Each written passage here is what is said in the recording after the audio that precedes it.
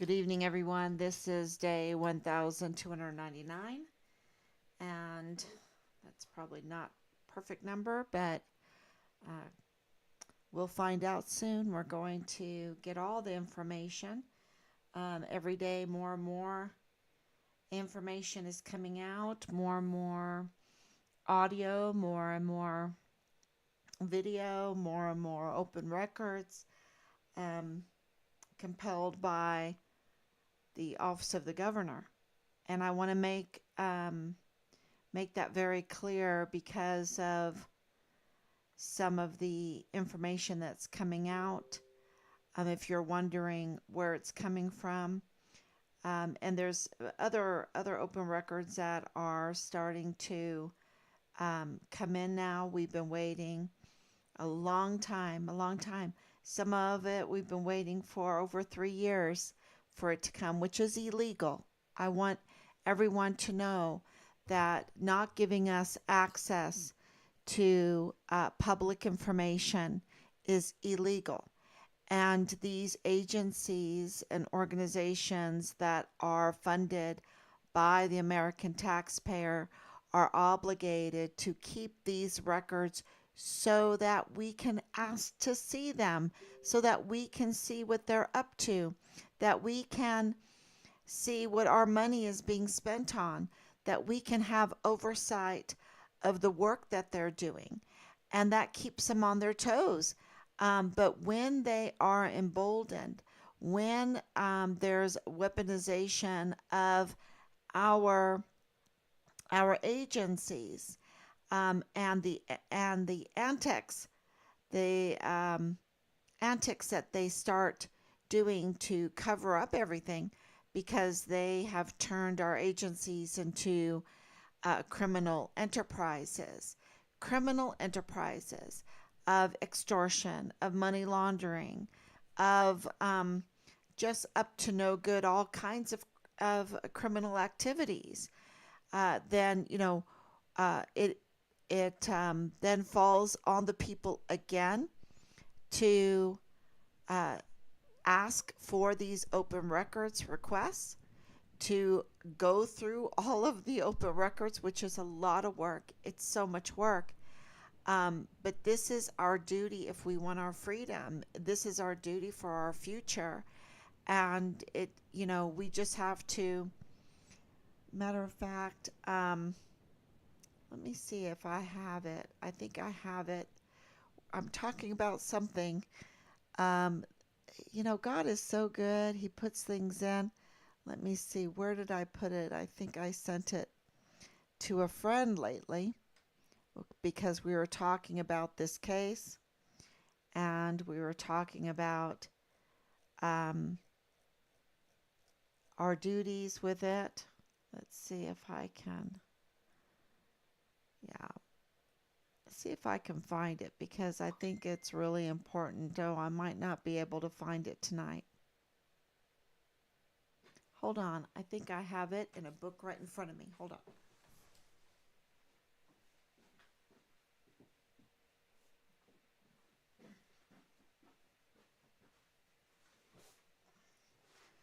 Okay, I do. All right, let's see if I'm on Facebook. And I'm going to read this because I think it's really important for me to read um, what motivates, uh,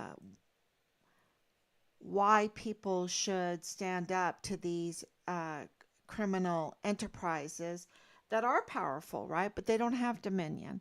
That is uh, very important to understand that they don't have dominion. Um, so let's look at this. Geez, I'm falling behind on posting things. Okay. Let's see if you can see me. Doesn't look like it. Doesn't look like I'm live. Am I? There I am. Okay. Okay, so this is really important for me anyway. For me. And I hope that it is a blessing for you, but I know exactly where it is in this book. I can read it. I can go right to the page. Okay, here it is. Um, so this makes the issue clear cut. There is no kingdom for us if we are not in the kingdom now. There is no new creation we can look forward to in eternity if we are outside the new creation now. The kingdom is and is to come.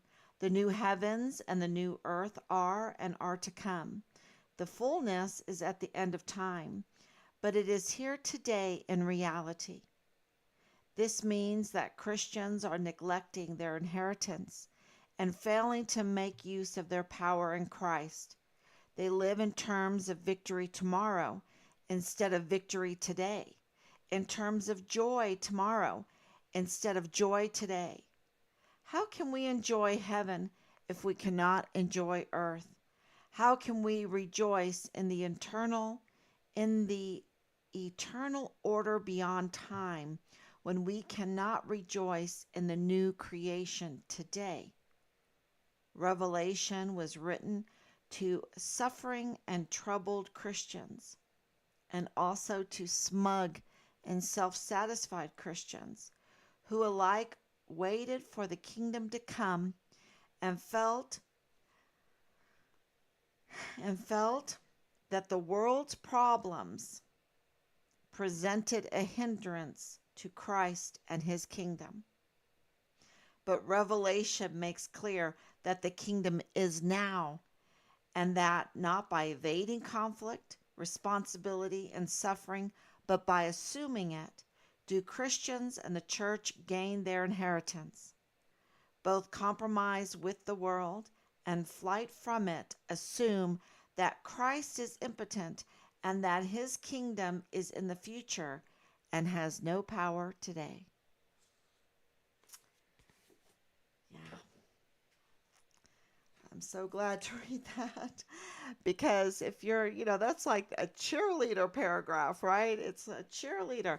We've got to confront these criminal syndicates that are using our military, our sons and daughters that volunteer. We have a volunteer um, military, and they're using it.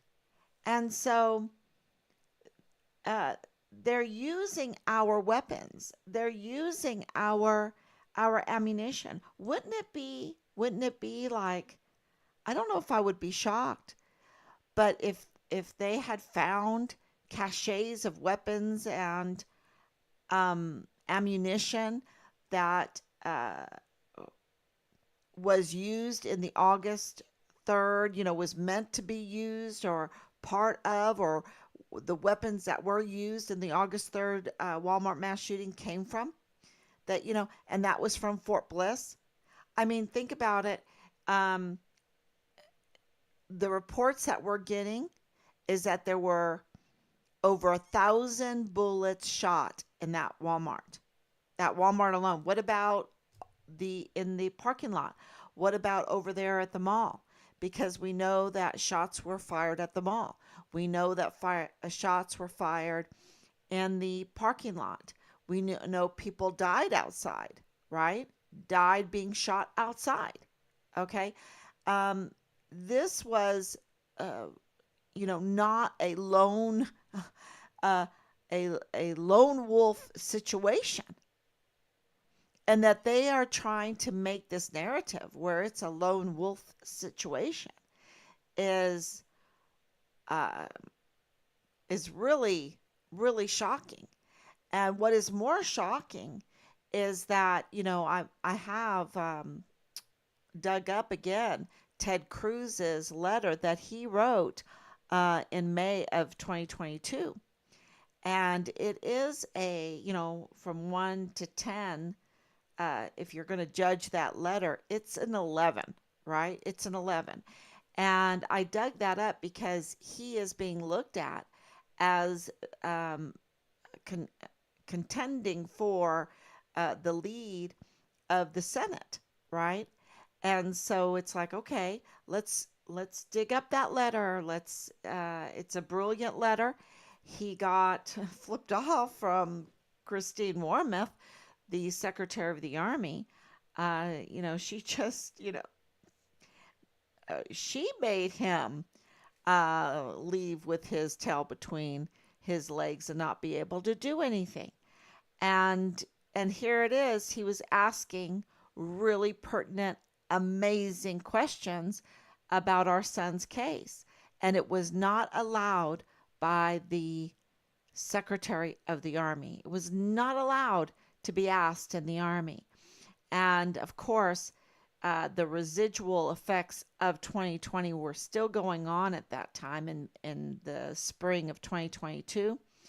And, the Army had been totally overtaken by the insanity of the COVID mandates. Absolutely insanity of the COVID mandates. And I just couldn't believe it. I couldn't believe it. But what that told us, Team 5 Richard Halliday, is that our 44 four-star generals are not our generals. They're working for foreign and domestic enemies of this country, and they need to be taken out of our uniforms. They have stolen the identity of our generals. They're wearing our generals' uniform. You understand? They are putting on our stars and stripes. They're putting on a disguise of a general's uniform with stars and stripes. That's what they're doing. And they need to be taken out of that. We need to expose them, because that is how this all happened with Richard, with Glendon Oakley Jr., with Asia Graham, with Austin Hawk, with Enrique Roman Martinez, with Lavina Johnson. This is what is happening. And, who appoints them to those uniforms? Okay? Who puts these traitors in our beautiful uniforms and disguises them and then acts with insanity over our sons and daughters that volunteer to serve our country in our armed forces? Right? That's the question. Well, it's a Senate Arms Committee. It's a Senate Arms Committee.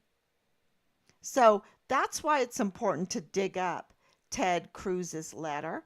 That's why it's important to let him know that we're looking at him, that we realize that the Army flipped him off, that the Army, and I don't know, I think it is Ted Cruz that has sat on the Senate Arms Committee. But the very generals that were put in those, the very traitors, I should say, that were given the stars, like Donna Martin, like Clem Coward, like Michael Garrett, like McConville, James McConville, like Mealy. These are traitors. These are absolute traitors that have been disguised in our beautiful uniforms with stars, okay? And there's many more, many more. And that is why our installations, our military installations, are unsecure. They have to be unsecure for them to get away with their criminal activities, their criminal enterprise. Okay? They have the weapons. That is the military being able to make a sitting senator turn around with a tail between his legs after presenting a letter that has amazing questions. Amazing questions. We felt like when we read his letter, we felt like we were going to get somewhere. But they flipped him off. They sent him on his way. They dominated him. Dominated him. Now that's a criminal. Who's going to have Ted Cruz's back? He is legitimate. He is sitting in that Senate seat as an elected official. The people put him there. He barely got elected to that seat. Who's going to have his back when the military leadership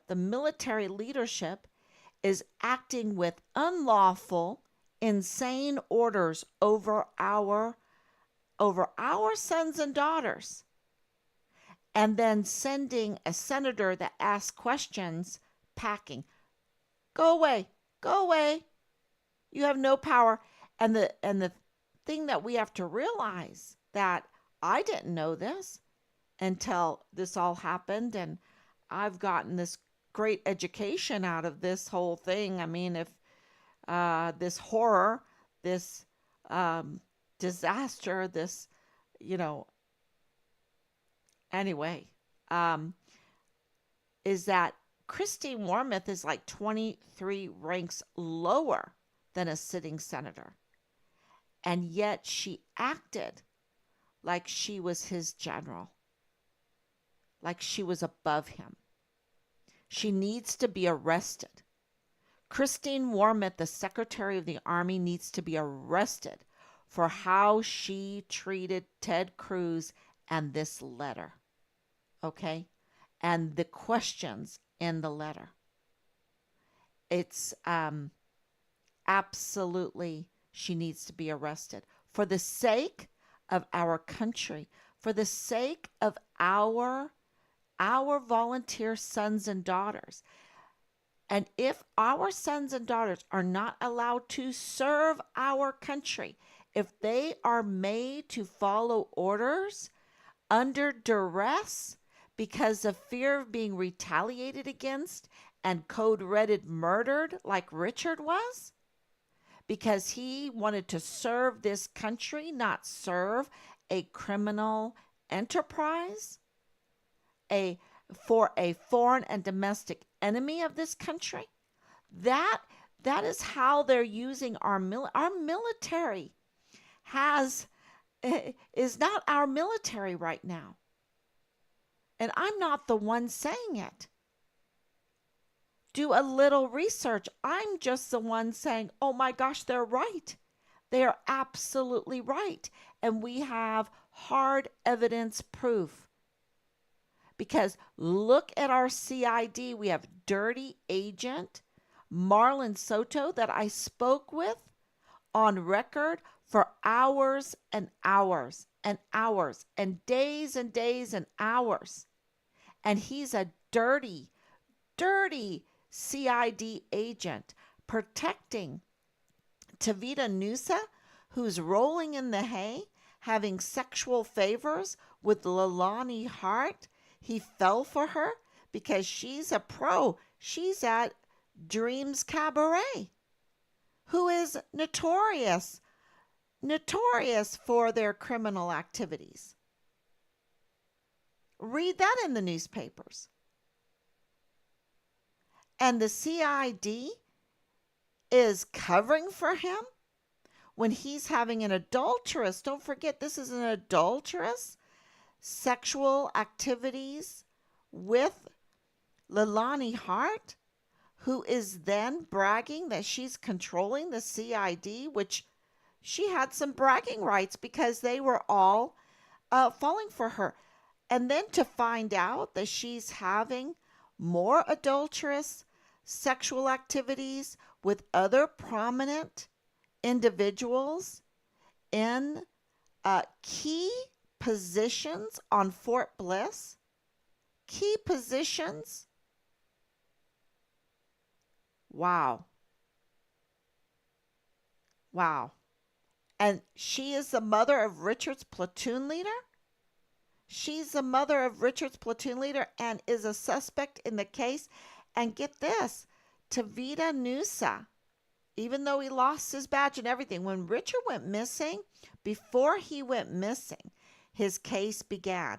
Before August 3rd, 2019, the Walmart mass shooting, his case already had began because he was a whistleblower. He was speaking with Washington, D.C. He was speaking to FBI Houston. He was speaking to CID. He was speaking to IG. He was all over the place speaking to everybody. El Paso Police Department.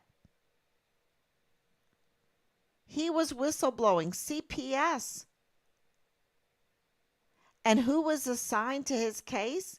To Vita Nusa. Who was assigned to, it was the whole CID office, but Tavita Nusa was assigned to even investigate his disappearance. And he is the prime of the prime suspects. He has surgical technical ability. His brother is mortuary affairs. And guess what?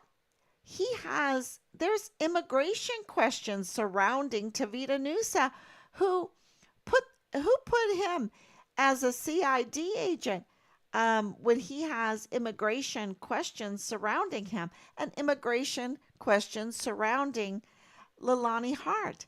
His family is from Western Samoa, not Western like the United States. That is the half of Samoa that does not belong to the United States. That's not part of the United States. There's questions surrounding him about his immigration status, the same with Leilani Hart. And he's investigating the disappearance of Richard. He's investigating the whistleblower complaints of Richard Halliday. He is part of the investigation of the Walmart mass shooting that happened on Dallas Hart's birthday, who is Richard's platoon leader, a son of Leilani Hart. August 3rd, 2019. I mean, this is, you know, I can't make this up. I'm not delusional. This is absolutely, we have it on audio that he lost his badge. He lost his badge, and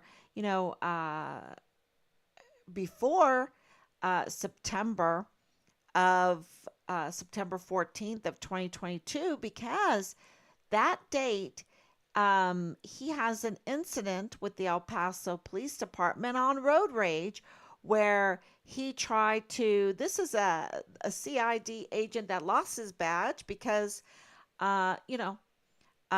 Dreams Cabaret hypnotized him, right? Hypnotized him. And he, I guess, was never loyal to the United States and to his job. Clearly, if he can, and not loyal to his wife, right? And not loyal to his wife and his family. And I'm sure he has children, not loyal to his children. So if he is treasonous against his children, treasonous against his wife, treasonous against El Paso, treasonous against Fort Bliss, then he is absolutely susceptible to be treasonous against his country. And this is what this is all about. Who is faithful? Who has a pattern of faithfulness? Not Leilani Hart, not Tavita Nusa, not Marlon Soto. No, because his job was to go and report this to Internal Affairs, to the Office of the Inspector General. But he didn't do that. He self-policed his office. He failed to secure his office because there were leaks then to Leilani Hart, to tamper with Richard's file. Why? What video was in there? Well, DES Thomas Kane could tell us what CCTV footage was in there. Did they go over it with a fine-tooth comb? I mean, we know that Tavita Nusa was coaching Leilani Hart because he coached her to get her criminal complaint about to get even with her husband, an attack against her husband accepted by the CID that had no jurisdiction over her and her husband. And then that was referred to the FBI. And we know that for a fact because we have the case numbers. How did that happen? Because there's leaks. Because someone was in there like Tavita Nusa that could get the CID and the FBI case number and give it to Leilani Hart. And then she could give it to whoever she wants. And it was floating around and it ended up in Team Find Richard Halliday's database on record. Wow. The truth comes out. And so, absolutely, we know that Soto, and we put in a formal complaint again today on Soto. Why?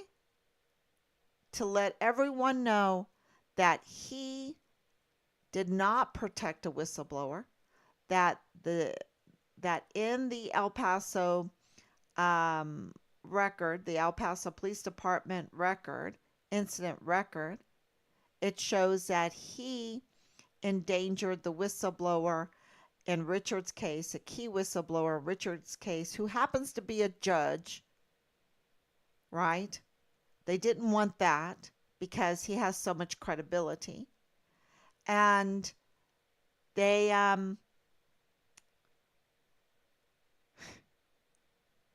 let Leilani Hart and Tavita Nusa know. I mean, Soto let Leilani Hart and Tavita Nusa know, hey, someone's complaining about you. Oh, yeah, that's really cool to do that. So, when I say, because I'm, believe it or not, I wait a long time before I label these people. But when I say that Marlon Soto is dirty, he's stinking dirty. He is stinking dirty. And there are others. And there are others even more so than Leilani Hart, Tavita Nusa, and Dallas Hart. And did they hurt Richard? They are absolutely the suspects on hurting Richard. But it's, this is a criminal enterprise. And why is it a criminal enterprise? Because there are, this is El Paso, an ancient city. What does that mean? It has grids. It has foundations. It is a builder's dream. When you have a foundation already down, a grid already down, go look and Google Earth. Go look at your city. It's an ancient city. That's why there's so many tunnels. That's why there's probably an underground city. Because it is like a tell where you build on top of other cities, right? And so when you dig, El Paso is known to be the miners. Well, the people that knew that it was an ancient city, they knew to mine, that they were going to find something. Absolutely. Because it's an ancient city. And if you look at it from a builder's point of view, it's very easy to build on top of these ancient cities, because the foundation is there. The outline for the city is already there. That's why El Paso is so amazing. That's why San Francisco is so amazing, and Chicago is so amazing. We have so many ancient cities that are just, when you open your eyes and you really start looking at it. And so there is huge in El Paso, huge economic interest for a builder. And then if you have a military base there, which normally close by any of these ancient cities is a military base, or they put big parks on them, or they have there's indications on where the ancient cities are, and you can look at ley lines too. That helps with indications of where ancient cities are, and you can absolutely have military bases close by. And those military bases, as huge as Fort Bliss is, Fort Bliss is huge. I was born on it. I was born at White Sands Missile Range. I was one of the very few babies ever to be born on White Sands Missile Range. My dad worked on the rockets there, on the missiles there. He was a missile repairman. My mom and dad, they belonged to the German American Club. That's why we understood where Alexander Gerhard Hofmann came from. How did he get there? Because the Germans were there. The Germans were on Fort Bliss. They were officers. They were engineers, aeronautical engineers, rocketeers. My parents belonged to the German American Club. I swam um, there, the Sand Sharks, um, on the team. Uh, Colonel Johnson, we called him CJ, he was my coach. I understand that area. We understand that area. God has prepared us for this whole thing. And when Jay Paulin, who was Richard's first sergeant, said, why are you coming to El Paso? Why do you want to look for him? Well, he's my son. Well, do you know El Paso? Uh, you know, I'm like, okay, why wouldn't we want to go? Why wouldn't we want to go? Well, because Jay Paulin is hiding. He's part of this. Is he a suspect? 100, 100, 200% he's a suspect. He's a total suspect. We have all kinds of reports from him. So, yeah, and why would they do the carry out? Because this is an institutional or political organized hit the on Richard and on the Walmart mass shooting. And why would they do that? Well, it was all explained. We've been getting educated on why this could happen. Why? I mean, that's the big question you ask. How can this happen? Because it's so hard for anyone else to believe that we have been blocked on so many fronts, and there's such a huge cover up that is the weaponization of our agencies. And, people like, no, it couldn't, uh, it couldn't be. It couldn't be. We have checks and balances. We have checks and balances. How could this be such a huge cover up? And so you ask, and it's like, well, they have very literally, with HRC, put everybody in place in the positions and controlled them with the likes of Leilani Hart the way they want. Because there's big money in this. There's big money in the development of that area. There's big money in the weapon smuggling and ammunition smuggling. There's big and what better way to make a really good profit than to use American taxpayers' money to pay for the weapons and the ammunition, the transportation of the items to Fort Bliss, and then to pay for the vehicles that will transport them, um, over the border, and let's sell them. put them in these tactical move storage units, put them right over the border at around kilometer 29, and that's where we'll sell them out of the tactical move storage units, and we'll put in the drugs and we'll put in the humans, mostly children and women, because we've we have a lot of perverts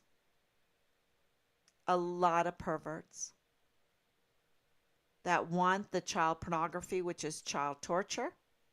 Any pornography is child sex trafficking. Okay, that is very, very clear.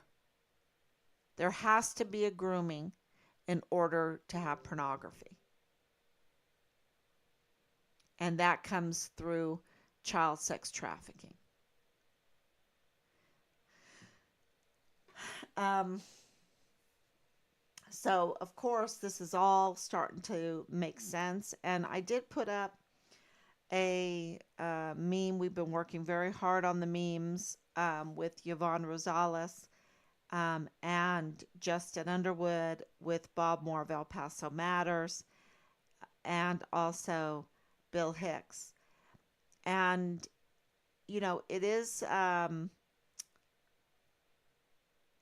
somewhat a little bit elaborate, so I want to explain it. The picture, the meme is of Yvonne Rosales holding her hands up with two huge files, one in each hand. And one is Richard Halliday's case. The other is the August 3rd, 2019 Walmart mass shooting case, which several people call the Patrick Crusius case.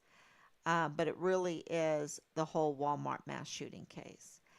And we have, through our records, well, really not our records, they're from the El Paso Police Department, proof that Yvonne Rosales was looking into Richard's case, that she was investigating Richard's case. And that's very, very important because that ended when Bill Hicks took his oath of office. Okay. It just stopped. It just stopped. And so did the Walmart mass shooting case, which there is proof in the media from Rosales, from your DA Rosales herself, saying she's moving the case ahead and is looking for a date to go to court. And they did not want that because the criminal enterprise, I think that they were rushed to do these crimes and they were very messy. And that's why we're getting as far as we are because, they're just so messy. That you can see, like when you have the likes of Ernest Christopher Grant being the media sweetheart, and you look into him, and he's holding hands with Donna Sifford, and you look into her, and it goes on and on. It goes on and on. And these are media sweethearts trying to emotionally control El Pasoans. Why? Because there's a lot of money and they have to vote for it. The power, the reason why they go through this much trouble to create these elaborate productions, criminal productions, bloody, deadly criminal productions that will pull at the heartstrings of everybody, that will hypnotize their emotions, that will lead them by the leash. They're so easily controlled when they are emotional. People are very easily controlled when we're emotional. And that's why they do these productions. Why do they do these productions? Because they have to control the people, because the power. Remember, this government, really the Bible is for the government of the people, by the people. and for the people, right? Did I say that right? Of the people, by the people, for the people, of the people, by the people. It's all about the people. It's all about the people. And so they have to control the people. And that's why they go through and create these huge productions. And they are deadly productions because they want to really move you. And it seems like we're getting harder and harder to move because um, uh, we're getting immune. They've groomed us into this hardness, whereas before, we were wholesome, much more wholesome, and they could maneuver us a little bit. And we're a volunteer country. That tells you a lot. We're the only country in the world that's a volunteer country. The only country in the world that's a volunteer country. What does that mean? That our nation had a culture where we would volunteer. We would volunteer for our fire department. We would volunteer to help the elderly. We would volunteer to work in the hospitals, and on and on and on and on. Um, that's that shows you the wholesome nature of the country. And yet, what they want to do is put out a false history, a false narrative, and a simple look at some old movies, just to make a night of it with some popcorn and watch some really old movies, and you will see that the narrative that they're feeding us right now in this foul language, where what they try to tell us that we've always had this foul language, um, you know, is absolutely false. It's a false witness, which is violating one of the Ten Commandments. And they have done this over and over again in Richard's case in the Walmart mass shooting because uh, Ernest Christopher Grant is a convicted perpetual, major perpetual criminal like Leilani Hart. He's bad news, y'all. These people are bad news. And they're used as media darlings to spread the most vile and vulgar, hateful, racist narrative and give a false witness testimony, which is a violation of a Ten Commandment, to the community to tear us in pieces, to emotionally control us falsely. Why? Because they want us to vote a certain way.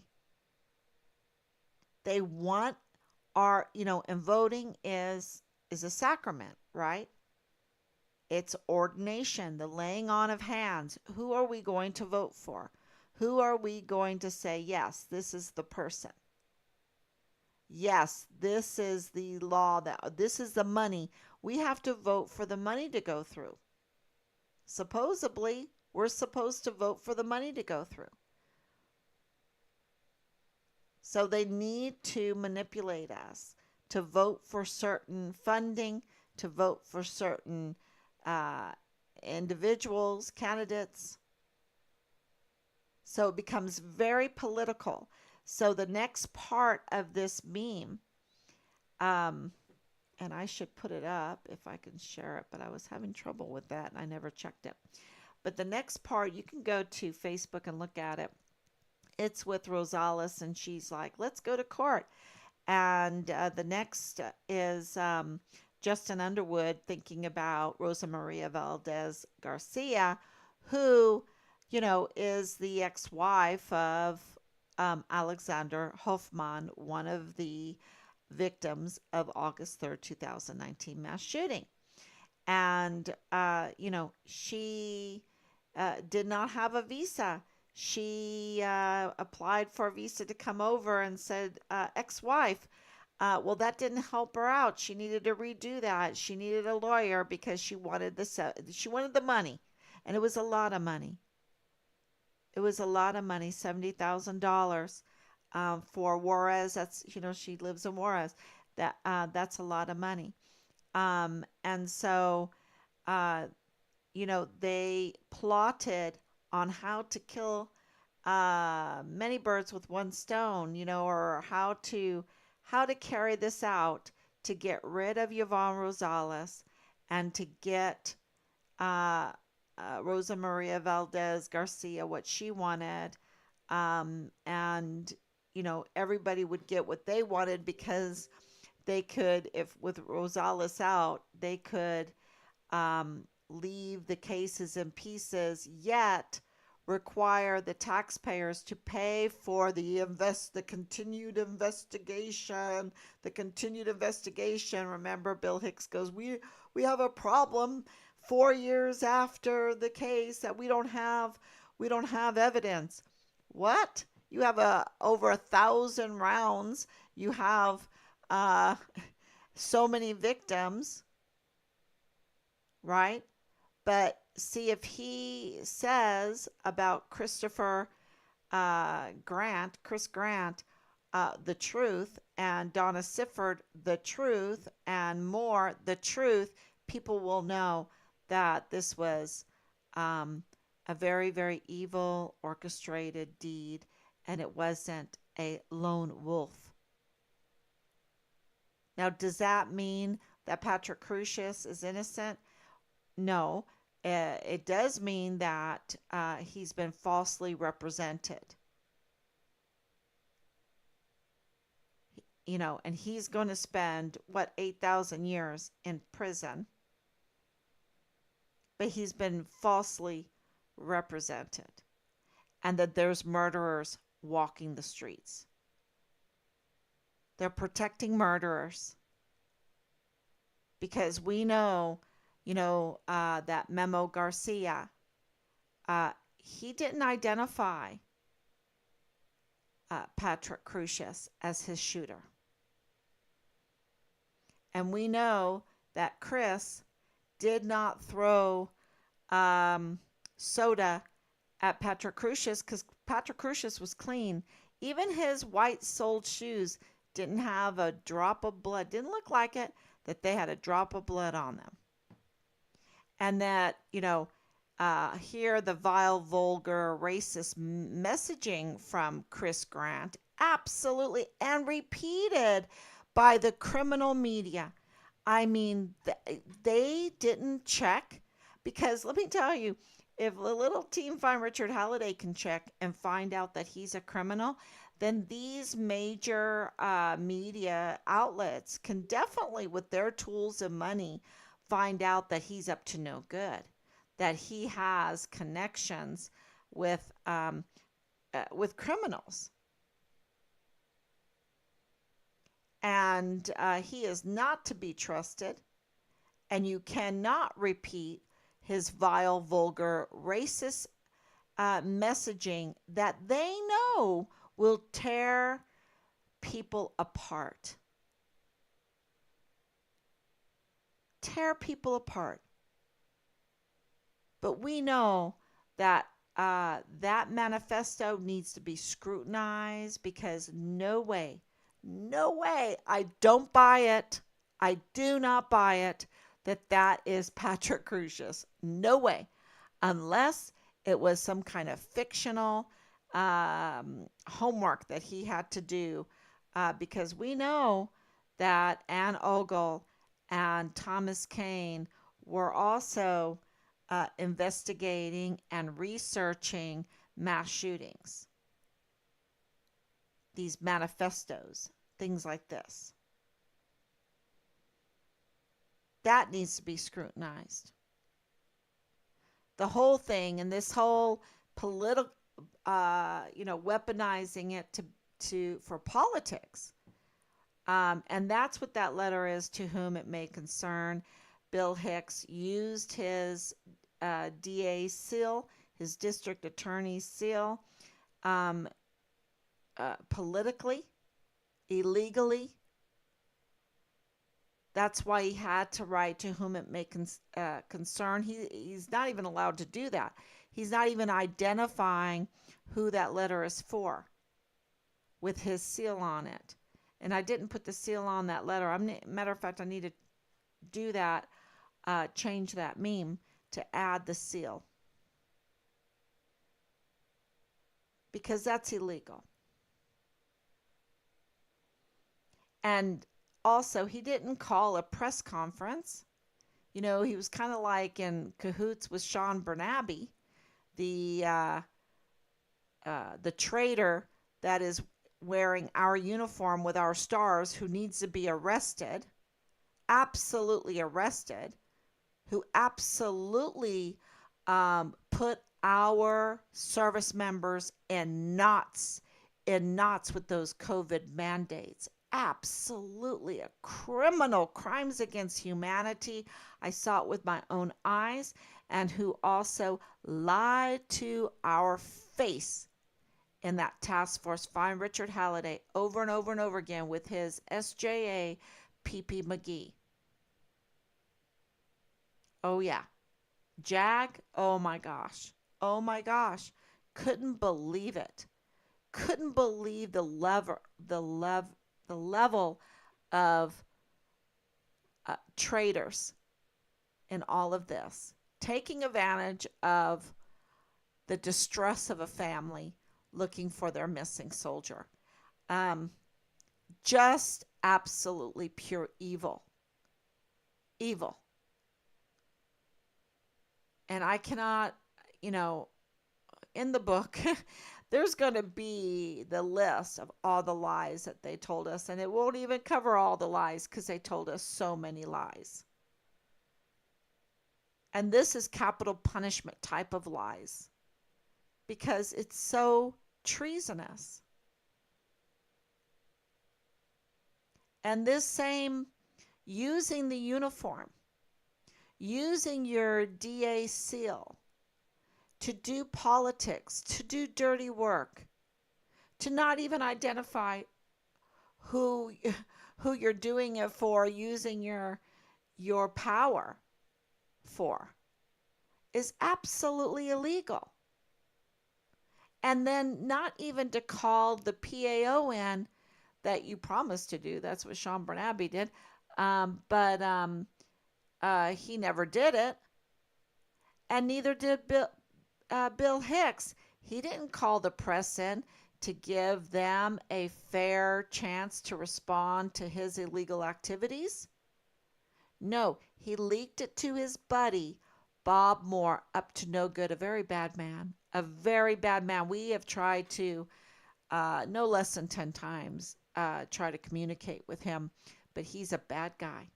He has a lot to lose if he talks to us. And Bill Hicks gave an exclusive to Bob Moore to present the illegal activity to the public so that they would not realize it was illegal. And it took down Curtis Cox, an assistant attorney, district attorney, that was retaliated against. One that would stand up for what's right, and they took him down. And they took down Yvonne Rosales. Why? Because they could not have those cases going forward and being exposed. And they had to help out Rosa Maria Valdez Garcia, just like Leilani Hart had connections with her, and they're all connected in 3905 Bliss Avenue with this criminal enterprise. And this is what is so shocking too, is that Richard's case is the Walmart mass shooting case, and the Walmart mass shooting case is Richard's case. They are connected. It's the same people. It's the same people. When we solve one, we'll solve the other. So does that mean that Donna Sifford was involved in Richard's case? Was she a witness? I mean, she's Customs Border Protector. Does it mean that Chris Grant is part of Richard's case? Well, he's part of the criminal syndicate and he's a perpetual criminal. Do you think he passes up a chance to be a criminal? Even more so? I don't know. I don't know.